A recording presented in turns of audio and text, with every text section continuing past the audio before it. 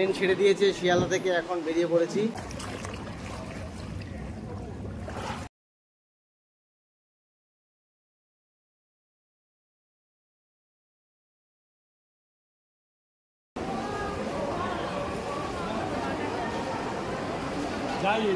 Video thumbnail থেকে নিশ্চয়ই আপনারা বুঝতে পেরেছেন যে আজকে ভিডিওটা কিসের উপরে। হ্যাঁ, ইসকন মন্দিরকে নিয়ে। ইসকন মন্দিরের নাম শুনলে প্রথমেই আমাদের মনে পড়ে মায়াপুর ইসকন, কিন্তু আজকে আমরা যাব পানিহাটি ইসকন মন্দির। আর আমাদের যাত্রা শুরু হচ্ছে এই শিয়ালদা নর্থ সেকশন থেকে।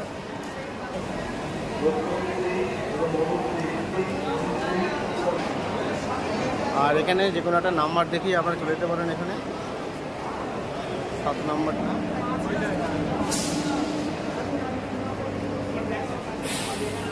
পানিহাটি ইসকন মন্দির যেতে গেলে সোদপুরে নামতে হবে। আর শিয়ালদার নর্থ থেকে সোদপুর স্টেশন মাত্র 5টা স্টেশন, আর 5টা স্টেশনে মোটামুটি 20 মিনিট লাগবে। যে কোনো আপনাদের সুবিধা মতো যে কোনো একটা ট্রেন দেখে আপনারা চলে যেতে পারেন। আমরা যাব কল্যাণী সীমান্ত লোকাল ধরে।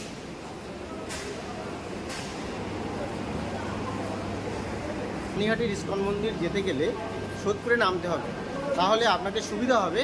মানে শিয়ালদা থেকে সামনের দিকে, যত বেশি সামনের দিকে উঠবেন তত সুবিধা হবে।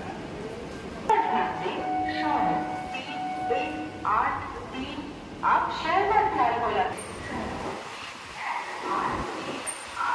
ট্রেন পুরো ফাঁকা, দুপুরের দিকে তো এখন বাজে প্রায় 12:30 বাজে, আর এখন পুরো ট্রেন ফাঁকা।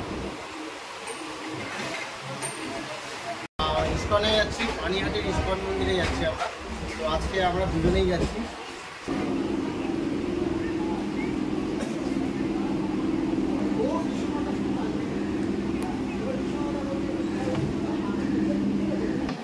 ট্রেন ছেড়ে দিয়েছে শিয়ালদা থেকে, এখন বেরিয়ে পড়েছি সোদপুরের উদ্দেশ্যে।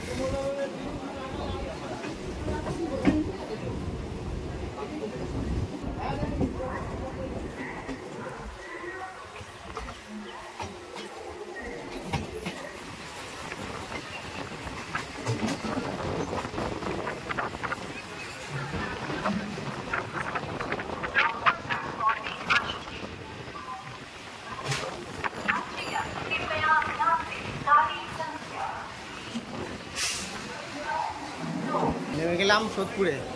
শিয়ালদা থেকে মাত্র 20 মিনিটেই নামলাম সোদপুরে। এখন সোদপুর যেখান থেকে সোদপুর প্ল্যাটফর্মে যেখানে নামলাম সেটা লেফট সাইডে নামলাম।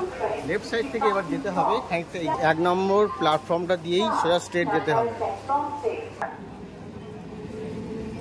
তুমি গেলেই এখান থেকে পেয়ে যাবেন এই যে টিকিট কাউন্টারটা। এটা হচ্ছে টিকিট কাউন্টার। এই টিকিট কাউন্টারের পাশ দিয়ে এই যে রোডটা, এখানেই যেতে হবে।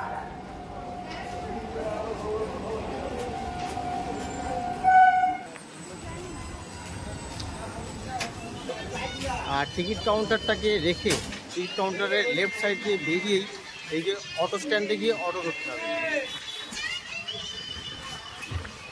লেফট সাইডে, সবটাই লেফট সাইডে যেতে হবে। খানিক দূর এগিয়ে গেলেই এখানে এই যে শ্রী গ্রহরাজের মন্দিরটাকে পেরিয়ে সামনে।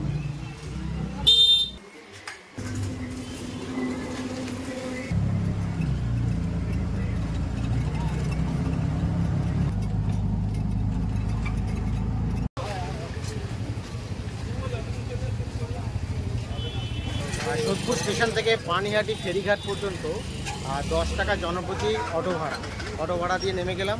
আর যেখানেই নামাবে তার সামনেই একেবারে গঙ্গা।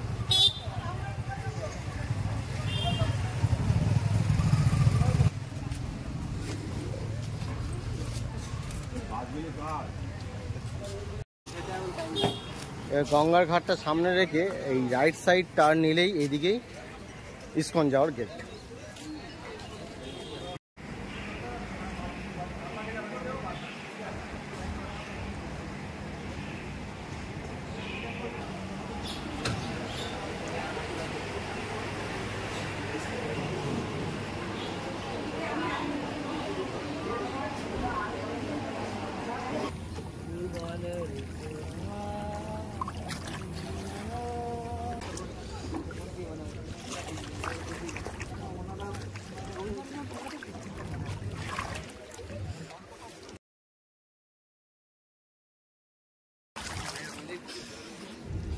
কার অনুমোদন আছে?